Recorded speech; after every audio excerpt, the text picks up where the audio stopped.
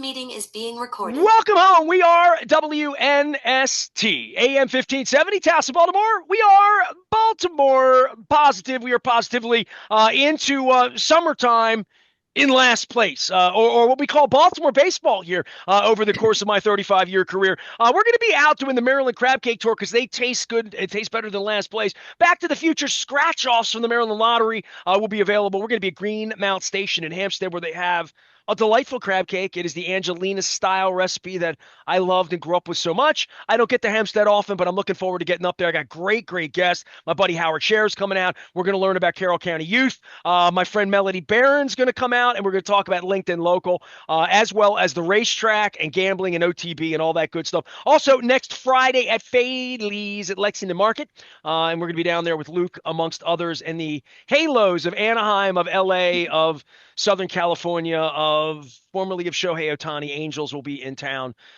This guy here is one of my oldest Kemosabis. I don't know what's going to come out of his mouth. I have no idea. We have only really connected once or twice in 41 years. I left the Baltimore News American to go to the Sun on January 6, 1986. So that's now like 39 years ago. The death of Jim Henneman last week brought back so many sports writers, so many people. I've talked about it, written about it. You've heard me and socially opined in the Louis Aparicio picture in Henneman as the Bat Boy in 1963. Tom Couzens is about to join me, and I'm going to give the whole backstory here as best I can, and Cuz, I'll let you jump in here. Tom Couzens was an editor at Sports First and the Baltimore News American on South Street in Lombard when I was 15 years old, and I walked into the newsroom in January of 1984, 41 years ago. I was a 15-year-old kid, a guy named Tom Robinson. We called him Robbie, who went on to be the sports editor in Binghamton and then the Scranton newspaper. Still my friend. Took me and put me on the hockey beat with Gene Ubriaco in February of 1984. I was 15 years old. So Tom Couzens was among several people that we worked in what was the commissary, which is sort of like a dining area, an old cafeteria that they turned into the sports department to create a tabloid newspaper, Hearst, called Sports First. It was America's first daily paper. And they did this under the guise of, we had the Colts, we had the Orioles. The Orioles were about to win the World Series. The Colts were about to leave, and only God and Bob Irsay knew that, and William Hudnut. And the paper failed after a year, but in that year of 1983 and 84, and the paper failed and folded on the day of my son's birth, September 22nd, 1984. I did the math on this. Changed my life and my career on that day. Tom Couzens was, I don't know, a boss, a big brother, an editor. Him, Ron Wenig, Stan Rappaport, Bob Paston, just a whole bunch of people. Chuck Rappaport, Bob Nussgard. My God, how can I forget him?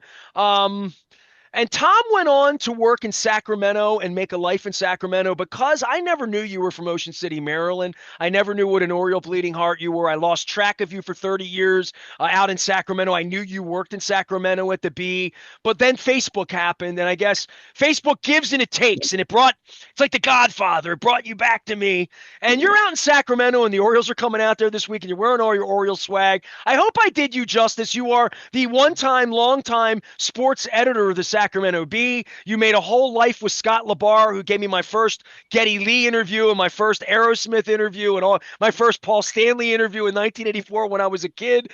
You knew me when I was a puppy, dude. So you can tell any story you want about me. I love you. It's good to have you on. And the Orioles are playing at Sacramento. What the hell, man?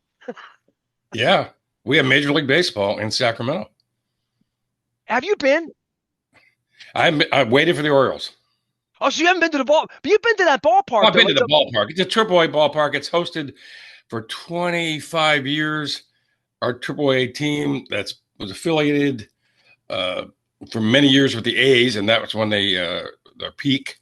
And now they're affiliated with the Giants, and ironically, now the A's are playing there with the Giants AAA affiliate, alternating days. Basically, there's baseball every day in Sacramento this summer. I had never been to Sacramento in my life, and I knew I needed to get there. And when I got there, the first thing I did was have coffee with you. I came into the newsroom. It was teary-eyed for me. I saw Scott for the first time in 40 years. And, like it clearly meant a lot to me to drive in to visit with you. I did this about a year and a half ago. I did it the week the Mm-hmm. Ravens were in the championship game, and the 49ers were hosting a championship game that week a Mm-hmm. year ago, a year and a half ago. And I hadn't seen you in 40 years. I don't know what you make of my radio, like how whatever I've done here has gotten to you all these years later, and Scott I've as been well. But following. Facebook's been 2 decades of doing this, but like Sacramento, explain it to me a little bit because I drove in. It looks a little bit like Harrisburg. It's a little bit of like a small city for something that you've heard of where Arnold Schwarzenegger lived and Gavin Newsom runs the state and like all that stuff. But I pulled in, you were a heartbeat of a Hearst newspaper that kind of went out of business, kind of like it's so small now, like the whole business shrunk, right? Yeah. And you're a victim of all of that, of all my editor buddies and all of that. But Sacramento to me, why didn't they steal the A's just a year? I mean, like it's been sitting there and they have the NBA franchise that I guess never has won anything, but you love the Kings and you like I Yeah. always see you like it's a civic entity, but like why didn't they steal the A's? I don't understand the Oakland A's being this lame duck for this long and Well, that's, Sacramento taking them in as like a stepchild for a week or two, well, going back, way back in the 70s, even before I arrived in Sacramento in 1984, a gentleman named Greg Lukenbill. Now, you may know that name, you may not. He's the one that brought the Kings from Kansas City to Sacramento, put him in a makeshift 10,000 seat warehouse for a couple of years. He had a vision for a Major League Baseball in the 70s, in the suburbs, what was really the country back then of Sacramento. It just never came to fruition. There was a property designated right off Highway 50. You know Highway 50, same highway. Anyway, didn't work out. He did eventually build a concrete hole in the ground that was going to be for a baseball team next to the previous arena that the Kings played in, Arco, we called it. Now, But California, you're never getting any money from the state, though, right? Like, no. And once that happened, and he couldn't get them, yeah, they just stayed in Oakland all these years as that stadium fell apart.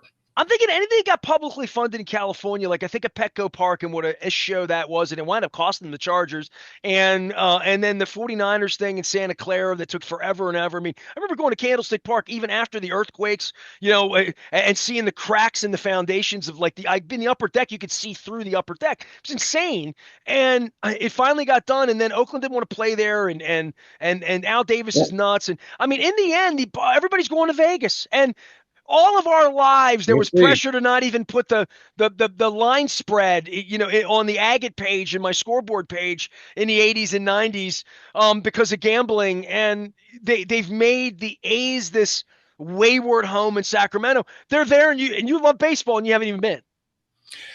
Not yet, but well, it was very expensive. So I bought the 3-game series this weekend, Friday, Saturday, Sunday. We're only 13 miles out of downtown from the stadium, but we're going to stay in town for the weekend and go And to 3 you're baseball gonna walk games. around all weekend, and you're gonna launder up that Oriole ornithologically correct 1989 hat, 54 hat too. Wear my jersey.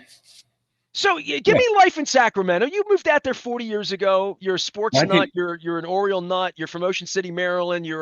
All you wanted to do like me was be Oscar Madison, right? All you wanted to do was be a sports writer at one point in your life, well, right? yeah, well, Lester, let me correct you there. I was born at St. Agnes Hospital in Catonsville. So I was Oh, born in Baltimore. okay. And in the late 60s, people recall, maybe the people of my age, there was this great flight out to the suburbs. We lived in the city. We lived by Leakin Park in 1968. Great flight out to the suburbs. We went to Ocean City, Maryland. I was 3rd grade, and I spent the next 10, 12 years there. There's nothing in Ocean City in 1970, right? Like in the summer, yes. 1968, no condos, no high-rise condos You at saw all. every carousel. You saw everything north of 59th Street go up, basically, right? Yeah, we lived at 47th Street, Wow. oceanfront. My dad was an architect. He helped design this townhouse development. So we got the winter oceanfront off season. Spring came, they said, sorry, you got to go. Ocean Pines, over the bridge with your ass. West Ocean City. Oh, Yeah, yeah. my So I want memories to of correct those. that. Then I was born in Baltimore, and to let your people know that Jim Henneman is my mom's cousin. Oh, you're even How about family with that? Henneman. How about that? Yeah.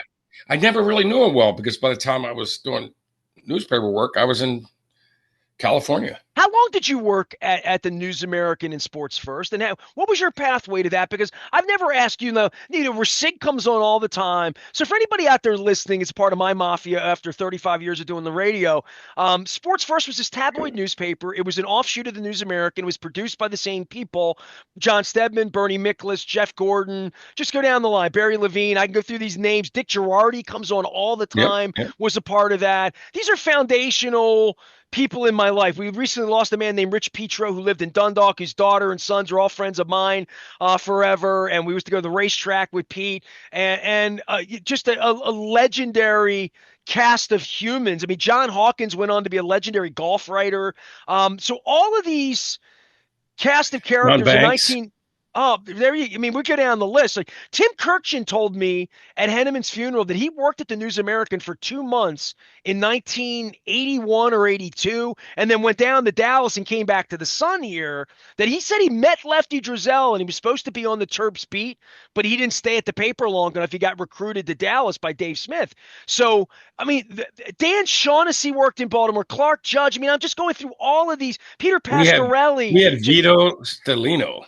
Of course. So you worked where before the newspaper? Because I don't know anything of this about you. Because all of you were like adults to me, and you can speak to my audience 24. of what a 15-year-old kid look. What a 15-year-old version of me walking in that newsroom. You remember me as a kid because I looked like I was 11, right? I mean, I look like child labor. You were pretty young. So let me tell you how that happened. I found myself, I graduated from University of Maryland in 1982.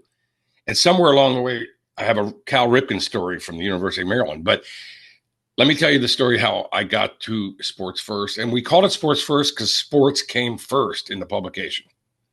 Then there was the weather, or the weather was in the back. And then there was business and news. But sports what came first. So I was working at the Montgomery Sentinel in 1984, pretty fresh out of, no, 83. And we did our paste up. If people don't know what that means, we pasted up the galleys of the text. It had wax on the back. It was hot correct. Wax. Yes, the same way we did the Dundalk Eagle and the Eye when I was a kid in Dundalk. Yes, Avenue newspaper. Yeah, the whole deal. The place where we did the paste up and the printing for the Montgomery Sentinel newspaper. Montgomery Sentinel, by the way, was where Bob Woodward got his start before he went to the Washington Post. Anyway, I was up at the shop where they were doing the paste up, supervising the sports pages, and the person pasting up said, "Hey, we've had some people in here all secretive. They're starting a new sports paper in Baltimore. And here's the guy's name." So I call up Bob Paston at the Baltimore News American. He says, "I don't know what you're talking about. There's nothing going on. That's I can even do that in Paston's voice. I mean, that's Paston being a really, good editor. They said nothing going on. I sent him a packet of information anyway. And I didn't hear a word. That's the kind of reporter Paston wants. Somebody that won't go take no for an answer. A couple months later, I get a call. I was so ready. I had accepted a job at Fort Myers, Florida, to go down there in August of 83 to help them put out their huge, giant football preview section. I get a call from Bob Paston at the News American and said, "Hey, you want to come work for me in Baltimore?" I was 23. I didn't want to leave Baltimore. I said, "Hell yeah." So I went and joined the staff at the Sports First. That was September, 1 year and 3 days. September of 83. It launched September 15th of 83. It died, September 20th of 84. And in that time, the Orioles won the World Series, the Redskins won the Super Bowl, and the Ravens left Baltimore in that period. And Len Bias was on the team, but not dead. He didn't die till 86. But like that 1 year snapshot, because last year was the 40th anniversary, and I invited you on, and I invited everybody. We did a whole hour and 15 minutes about the legend of that newspaper, and I even brought out tear sheets and all that kind of stuff and layouts. But I met you and met so many people, and when that thing imploded on the day of my son's birth, September 22nd, 1984, I wound up getting staffed onto the News American as a 16-year-old, a senior in high school.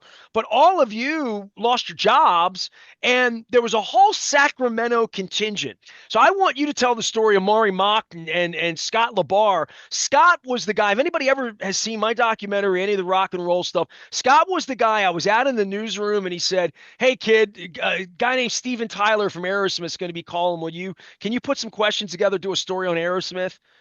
Yeah, Mr. LaBar, yes, I can. And then it was Rush, and then it was Paul Stanley, and then it was I can get Paul Stanley on the phone? What? I was 15 years old. So like the newspaper thing was eye-opening for me, but all of you by then were like scrambling with your livelihood trying to get a job, right? And in a Oh shrinking yeah, yeah, industry, even yeah. then, Sacramento called, and all of you went to Well, hang on. Sacramento. I'll give you that story for real quick. A Scott LaBar story.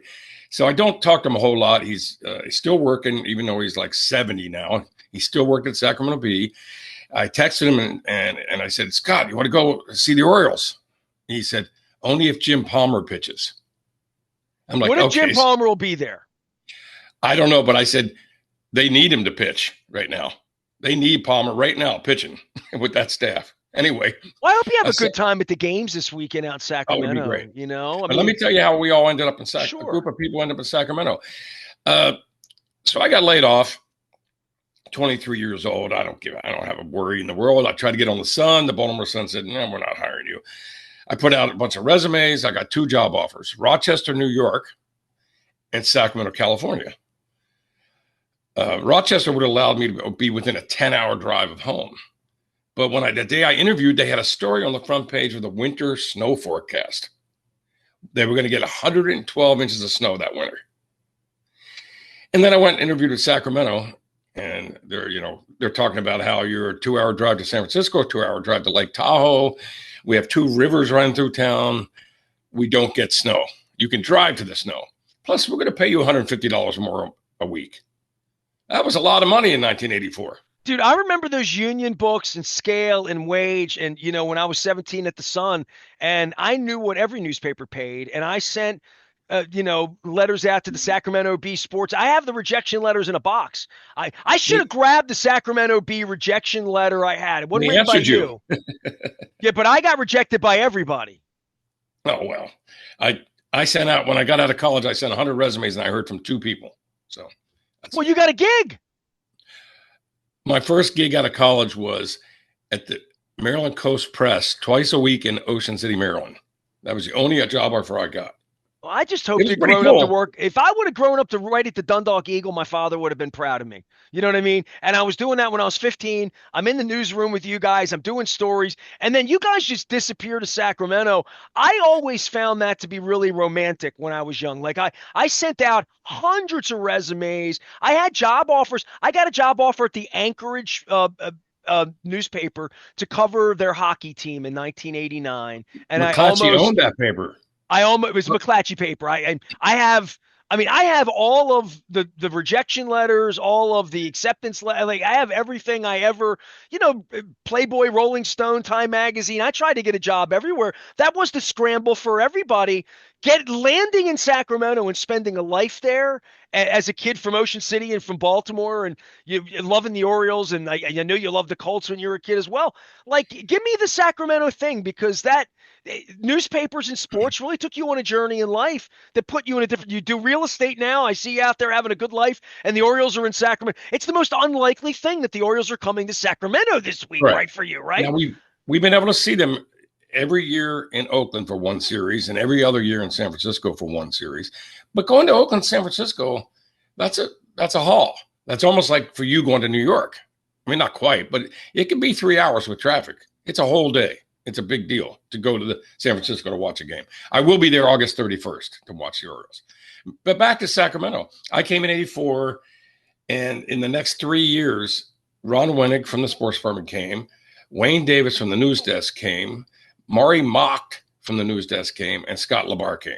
So we had 5, News American employees at the Sacramento Bee newsroom, which probably had about 200 employees at the time, and 5 were from the same newspaper, worked at the And same time. not uncommon, almost like in sports where you bring lieutenants with you. Bob Paston went to St. Louis at the Post-Dispatch. He took Bernie Miklasz with him. He took Jeff Jeff Gordon. Gordon with him, right? So like that was kind of how it worked. I mean, in the industry, I mean, even when Jack Gibbons came to the Evening Sun, he brought Philadelphia and Baltimore had a little bit on skates with editors too. Once you went to Sacramento, I never heard from any of you. It felt like you guys were living the good life out in Well, California. That's all I knew, man.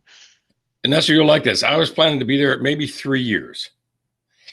I got I got job interviews and a couple job offers, but it was good to stay. And I got a famous, now this is before email, blah blah blah. I sent a letter to Vince Storia at the Boston Globe, and I'd met him through Bob Paston. And I said, Vince, I'm getting these offers, I'm getting these things. I'm pretty young at that time. I'm 25, 26. And he said, a lot of guys will have layout pad, will travel. Layout pad was where they sketched up the paper on a layout pad. And he said, and then, they go to 3 jobs in 10 years and they're doing the same exact thing. So is that what you want to do? So maybe it's best to stay where you are. That was Vince Doria. Vince Doria sent me a rejection letter in Boston with a dangle that something could be happening, and then he sent me a rejection letter from ESPN. Yeah, Vince Doria's a legend. I've never met Vince Doria. I never met him. But I definitely talked to him on the phone, and I definitely got rejected by him. Right. So. Yeah. So anyway, Life we is a are. sports writer, man. Life is a sports writer, right? So you were the editor of the Sacramento Bee. I am correct in saying that, correct? Sports editor. Sports editor. I did a lot of jobs there. How many years were you the sports editor of the Sacramento Bee? That's a big thing. Well, I was like number 2 for many years, and then I went and worked in news for a while. I was the Sunday editor for the whole paper. I was the news editor for the whole paper for a while. A sports editor, probably 5 to 8 years. Unfortunately, I wasn't the sports editor at the heyday when the Sacramento Bee had 40 employees just in the sports department. I think they have 3 now. That's how things have changed. Yeah, and the shrinking. And they're not covering media. the A's. They don't have anybody covering the A's. It's like a beat. Listen, I see you make political posts. I see you. By the way, Tom Couzens is my guest, my friend, one of my bosses, and I'm about to kiss your ass if you don't mind this at all. Go for it. Tom's out in Sacramento. He worked at the Sacramento Bee for a long, long time, and is now in real estate. He's from Baltimore via Ocean City. If you just got here, but he was one of the people. And here's where I'm gonna. I'm not going to get weepy because I did with Jack Gibbons the other day at Jim Henneman's funeral. But I walked into that funeral last week. And there's Tim Kirchin, there's Peter Schmuck, there's just all these people that Bill Stecca, who was one of our colleagues at the News American, just all of these people. I didn't know that Henneman was the Bullets PR director. I knew Stedman had been the Colts PR director. It's just amazing the swimming of sports and media and curiosity and which takes the comma and that does not, and what's capitalized and what's not, and the English language and facts and who, what, where, why, when, and all of that. I cannot begin to tell you, and I know I told you this over coffee when we had coffee and those delicious eggs in Sacramento last year, and I know I told Scott LaBar this, but I want to say it publicly. I am so blessed that you guys all took me in and taught me right from wrong, and that I have had a bullshit detector attached to my soul that was installed by Bob Paston, by you, by John Hawkins, by Bernie Miklasz, by every tough love editor, Nussgar, Molly, all of you. I was so fortunate. Stan, Larry Harris, once I got up the street, Mike Marlowe, my God, Mike Marlowe was like a father to me, mentor to me, and Jack Gibbons, all of these amazing people that help me know right from wrong to build whatever I've built here for better or worse all these years. And anytime I get one of you OGs on, part of the reason I bring you on to talk about Sacramento and all that, but I just want to give you love and say, like, that has served me so well in my life, that I asked questions and got answered and demanded truth. Yep. That's all you got for me, cuz? Thank you. Yes, you've done well. No, it ain't even about that. It's just about knowing right from wrong and like being trained in a newsroom. I just think there was something about being in that environment where I think you took a lot of abuse from us. I was 15. I mean, Ron Wenning specifically. Tell him I didn't invite him on a show. Yeah. Okay. Tell him that. So Yeah. you watch the Orioles every night? Or you're No, but totally I into the follow soap it. opera or no? I can't watch it every night because we don't get, whatever it is they are broadcast on these days. But of course, I got the ESPN app. You can follow along. And I know they're having an awful year. So this weekend is going to feature two last place teams for the weekend series. I bought these tickets as soon as they were announced. I said, I don't care what it cost. There's not a bad seat in this house because it only seats 12,000 or 14,000. What'd you pay, cuz? I paid $100 a ticket. What could you For pay 6 this tickets. weekend? I'll get on SeatGeek and find out. Right now, they're just. I got an email yesterday that the tickets for this weekend are a 20% discount from the team, and they're probably play 60. sports columnists for me. What, they're there for a year or two? How many years are they there? 3 years. 3 years. Okay. That's the deal. Now, who knows? But if that stadium will ever be built in Vegas. Vivek Ranadive, who owns the Sacramento Kings, saved them, built the beautiful Golden One Center in downtown. He bought the Sacramento River Cats and the baseball stadium out in West Sacramento. They're actually in West Sacramento, right over the river, and with a great view of the iconic Tower Bridge in the background. Anyway, he bought that River Cats team, and he's the one that negotiated to bring the A's here.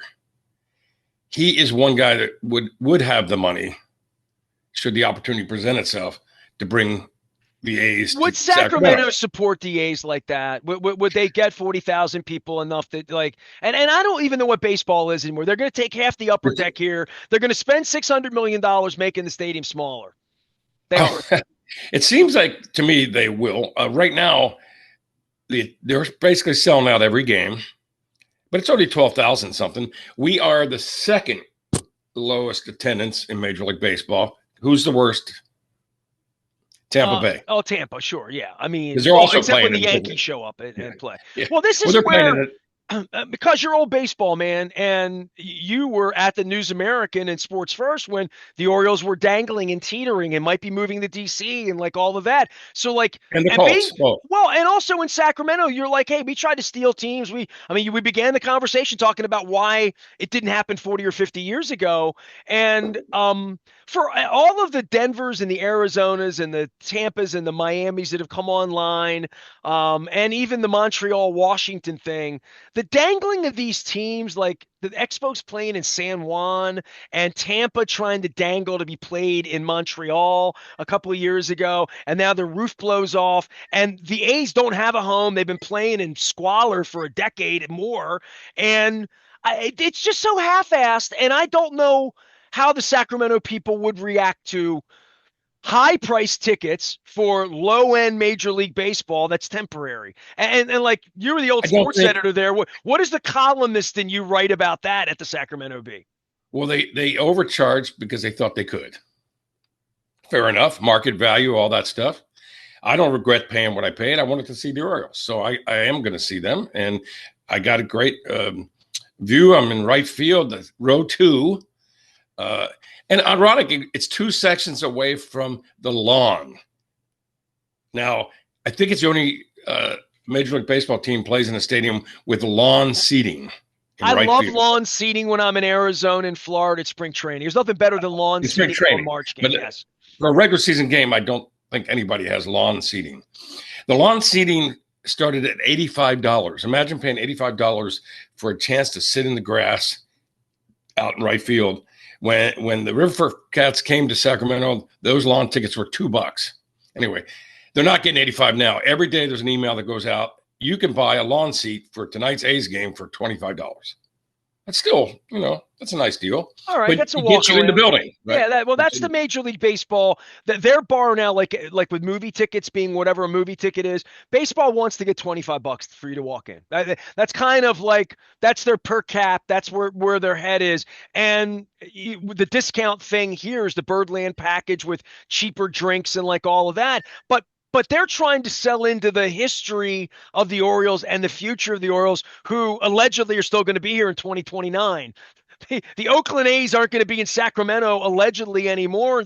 So Well, it is you sort have to of wait, like Nestor. it is a little bit of a cab ride, right? It is a little bit of a, hey, come get the circuits while it's in town. It's a little barnstorming thing, Yes, yeah. right? But keep in mind that as far as I was in Vegas in December, the Tropicana is gone. There's a mound of debris when I was there. There's no sign of a stadium being built.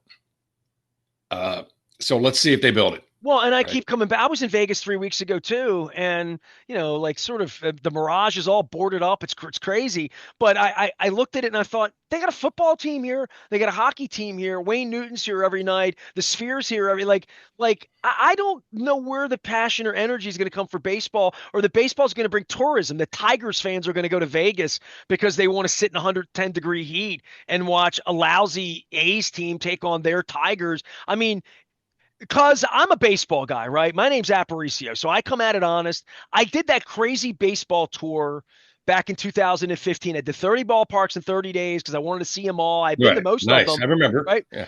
I haven't been to Atlanta yet since they built the Battery, so I mean, maybe I'll get there. I probably have been, and Kevin Byrne and I used to do this, the old PR director of the Ravens. We used to talk about how many stadia we had seen NFL games in, because I've seen a lot of them, right? Because I'd seen all the old ones, a lot of the new ones, and some weird ones. And I'm going to use one of the weird examples for what you are in Sacramento.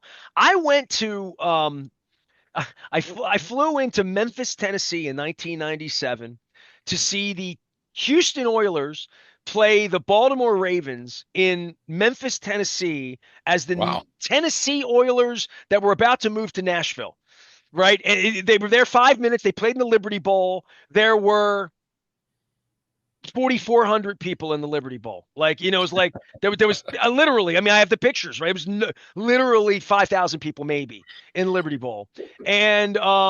And they didn't stay. They were supposed to stay a couple years. They were living in trailers. They were still training in Houston and moving to that. There was this disaster for an NFL franchise. And I saw it and I'm like, if I lived in Memphis, why would I come see the Houston Oilers play the Ravens at $150? Because they were trying to scalp the tickets. They weren't, hey, what, $10, stop by and see the game. And when the Right. Steelers came in, it was 50,000 Steelers fans that went into Memphis and all were rolling dice in Tunica. But I've seen these temporary huts and these little circus village things get built. Buffalo had it with the Tampa with Toronto during the plague, and you couldn't let fans in and like all that. So I could have gone up there and seen a major league game in the Buffalo Stadium or whatever. I don't know. I love you and I love the Orioles. I don't know why I didn't fly to Sacramento this week, because I really should have. You know what I mean? But you're telling me I got 2 more years to be able to do this, right? So Well, next year I can come and go to three Tahoe with you, like years. do that. They have a 3-year deal with a possible fourth if the stadium's not built. Now, that's not to say, how the sports world works. Maybe this A's owner, who is not part of the problem with trying to draw people to the A's right now, is A's fans in Northern California do not like the owner. I don't, whatever, so they don't want to give him money. It comes down to that. So I can see a possibility at the end of first season, if they're 12,500, that they might get an offer to go somewhere else for 2 seasons. See, I that's don't what I'm know. saying. It's just a mess. You know We what I don't see mean? it happening. But meanwhile, Vivek Ranadive, who has a lot of money, uh, I'm sure he's angling. He doesn't talk to the media, doesn't talk to the public. We don't know what he thinks. When they fired the coach, Mike Brown, he didn't talk to the media. But I can bet he's working behind the scenes to try to wrest this team away from John Fisher and figure Why out a would way he to get want here. competition for the Kings there? It's synergy. I don't think they look at it as competition. They're different Okay. seasons. He bought the River Cats, and I thought the same thing. Why would he want to buy a AAA team? Well, he wanted the stadium. So, Well, I mean, when you're wealthy, I mean, why would Rubenstein want this baseball team? He just wanted to make a bobblehead of himself and feel good. You know what I mean? Like, if you feel like he's doing something philanthropic or something, it's like, and now they're in last place and he's disappeared. See how about owners? You're out in front of it when it's good. I mean, that's the definitive 40 years of my sports. Them, like, it tells me all I need to know is when you're hiding, when you're losing. Like, Gino Well, the Kings Riotto owner, didn't hide when he was losing. You know what I mean? Like I grew up in a generation. Johnny Oates didn't hide when he lost. Cal Ripken didn't hide when he lost. You know what I mean? Mark Andrews drops a ball, and next time you hear from him, spring training. Like it's bizarre to me that we've lowered the bar, but there are no columnists anymore. I mean, the players used to sort of fear the you're right. There's no columnists. columnist. Yeah. The organization sort of feared the media a little bit of like, Yeah. hey, we don't want the media writing bad stuff because it's true. You know what I mean? Like the bad stuff that was written by the media in Baltimore was true, not untrue. And Well, then they there's they just the did a number on accountability Bob of all of it. Irsay, right? The Oh, media oh. had a field day with Bob Irsay. Well, and didn't he deserve it? Oh, of course. When he came back from Jacksonville on a mission to relocate the team there, he arrived at the airport at BWI Airport drunk and got in a shouting match with the great late John Stedman that was broadcast live. I'm not talking to you. You're a bad man. You're a bad man. I'm not talking to you. On news, it was broadcast because it happened to be like the noon news or whatever. I've been to O'clock, Azarona. Check the towers. I've been to Azarona. and he said, I didn't go to Jacksonville to try to take the team there. Yeah, whatever. Yeah, it's funny, man. Tom Couzens is my guest, longtime editor, sports guy, news guy, newspaper guy at the Sacramento Bee. He's now in the real estate space out in Sacramento, enjoying a beautiful life out there. That may be winding up soon because I'm ready to just keep traveling. You know what? Every time you come back to Ocean City, I want to take you across the bridge and take you to the Hobbit, get a crab cake or get some Fisher's popcorn or something. I should go to Ocean City with you and have you tell me the history of Ocean City through your eyes, having grown up there in the 70s. French fries. Thrasher's French fries, the first thing you do? Well, I'm not a big fan, but the line, even in April when we were there, 100 people deep in line to get Thrasher's French fries in April. All right, so you're a kid, grow up in Ocean City in the 70s. My Aparicio uncle, my dad's brother, his name was Omar. Everybody knew Omar. Omar was the wine sommelier at the Chesapeake restaurant and all the sports writers, Vince Bagley and all, they used to have the media lunch back in the 70s every week at the Chesapeake. The media would get together and just talk. It was like a fun, friendly thing that Stedman put together and whatever. And Omar was the wine dude there, so he knew everybody. And he then worked at, are you ready? The Bonfire in Ocean City. Okay, so summer of 75, 6, 7. Maybe 78. In those summers, my father was a stock boy at Mars Supermarket Pantry Pride. He was the overnight manager of all he stocked the shelves. My father, but he was a manager of all that. And so he had weekends off. So on weekends, my uncle worked at the Bonfire. He was the general manager of the Bonfire, and then later the Flaming Pit, right above Ordell Bracey's Flaming Pit here in Padonia. And the Bonfire was owned at the time by Sam Toston. He was a pretty well-known. You know that? Cole Toston, his grandson, runs Blue in Ocean City. So we're going to get in. I'm going to go to the beach with you. I'm going to have to do. I'm going to grab Tom Perlazzo down at Ocean City. We're going to do this. So my uncle was the manager of the Bonfire, and my father, his brother, would put me in his Torino, and we would drive down to Ocean City. Listen, no seatbelt. No. Here's the music we're listening. You ready? This will tell you the summer it was. Love will keep us together. So it was like Captain and Tennille summer, and it was Paul McCartney and Wings doing Let 'Em In. So driving Ocean City, we would get down there. My uncle had a place on 27th, 28th behind Jolly Rogers, that long stretch of road with the apartment complexes. In the bay, my uncle had the bay, right? So I spent my summers, parts of my summers of 75, 6, 7, watching Charlie's Angels, right? All my cousins were there, all my Aparicio cousins were there. And so I remember Ocean City. And when I have Al Hondo handy on to talk about his book, we talk about the softball diamonds down on 4th, 5th Street where the water tower was, and all the softball games that got played down there with Phillips and all the crab houses and I played there. And the Embers and all of that. So I have some Ocean City. The Purple Moose was a good team. But you spent your life down there that period of time, right? That was year-round. My growing up years was amazing. And nobody cared about work permits, stuff like that. We're busting tables at 12, 13 years old, renting umbrellas on the beach. It was a great life. So it gave you work ethic, though, too, right? Of course, yeah. People had money in their pockets and coming down to the beach, and little Tom was going to get it, right? Trying to. I sold the Baltimore Sun papers when I was 10 and 11, walking on the beach. Check this out. It was 10 cents, and I got 3 cents. They got 7. But then people felt sorry for me. They might give me $1 or 50 cents. I still only had to pay the vendor 7 cents. I got the rest of it. You know, I never lived at the beach. I chased girls down there. I tell all these stories. Senior week this week, it was a legend, right? It was great. And my 40th anniversary, getting out of high, my 40th graduation was yesterday. So I've been sharing these senior week memories and all that. But my kid went down there and lived for 5 years and worked at Secrets taking the Scopy pictures. So my kid became a Secrets. Scopy guy, right? You know, so indoor bar Scopy guy where people had money ready to give you, where on the beach it was always Telescope like, pictures.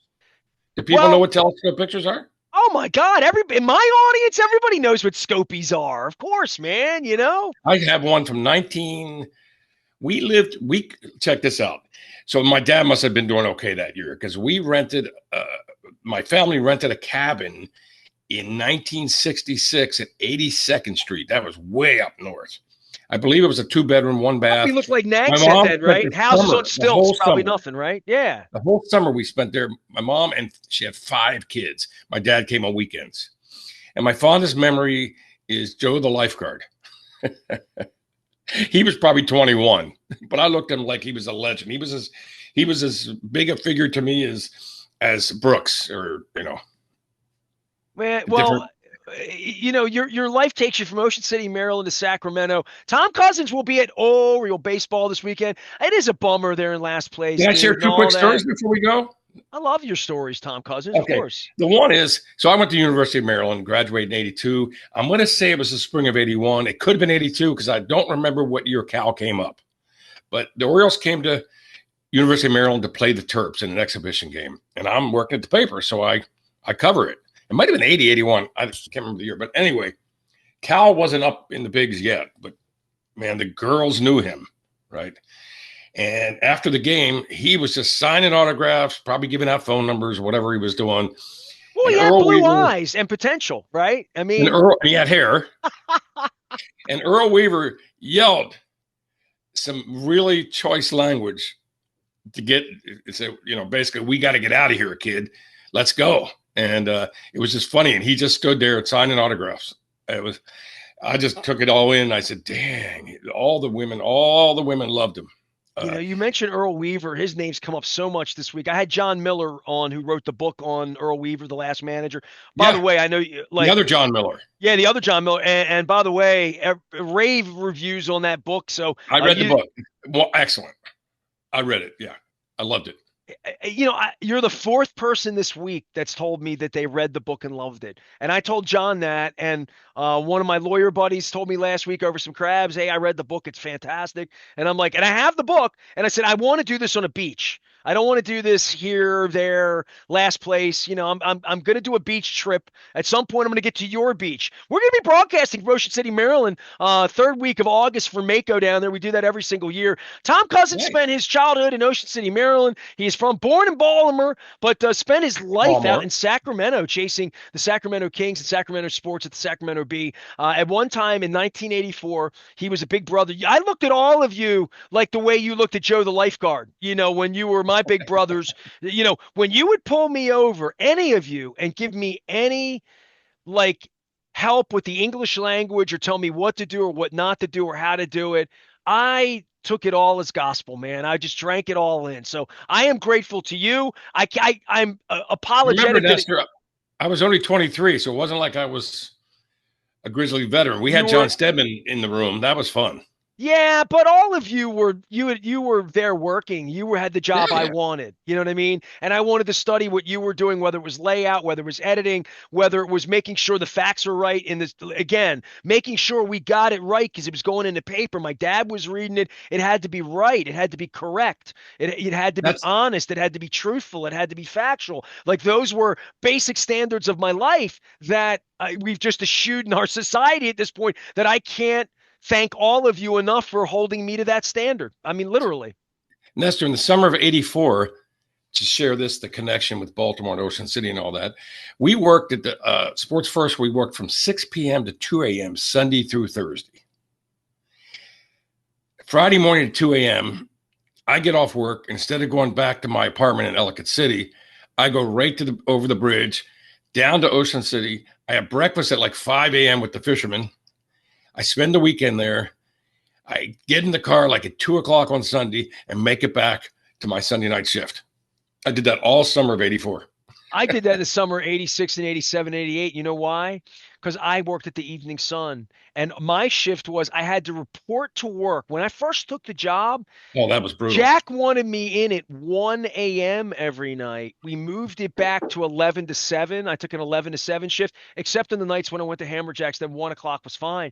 When I was working, but we got off Friday morning, and our paychecks. Mike Marlowe and I would walk from Calvert Street down Guilford through the block. We never stopped at the Pleasure Palace, nothing like that Oh, ever. sure. And we went to Nick's Town and Country, which is now a kebab joint next to Uncle Lee's. And we would get breakfast sandwiches at 6 a.m. We walk back, and the woman that gave our paychecks, it's before direct deposit, the woman Of that course. had our paychecks, 8 a.m., the cage would open on the 6th floor, and we could get our paycheck at 8 a.m. on a Friday morning. So we would wait for our paycheck unless I didn't need it. And then I'd say to Marlo, dude, I'm going to Ocean City. I'm getting off at 4 a.m. and my girlfriend Sandra would pick me up, or my buddy Rob would pick me up. 4 a.m. He would cop out of work at Friday at the poop plant, and at 4 a.m. I would get back to Eastern Avenue, pack my bag, and we would beat all the traffic, and we Right. would be in Ocean City watching the sun come up on Friday morning without a That's room. when I was there. Without Yeah. a room, showers on First Street, out on the boardwalk, right? I mean, literally Division Street, and without a room, and hat in hand, and say, dude, we're going to find Batman tonight. We're going to find girls. We're going to walk the boardwalk. We're going to eat bad stuff. We're going to chase girls. We're going to listen to music. We're going to look at girls. We're going to get a tan. We're going to play Look at girls. volleyball. We're going to look at girls. And that's what we did. And I went back to work. I needed to be back to work Sunday night at 1 a.m., sort of. Right. And I had to be back. Yeah. So Yeah, we could do at a the lot of News damage in American, Ocean City in 72 hours, in 1986, 87, 88 on a weekend. so Nestor, you talk about paychecks, and I do remember a time at the Baltimore News American when you got your paycheck. I don't remember time or when it was available, and I went immediately to the bank on the next block, and deposited or cashed it. And put cash in your pocket.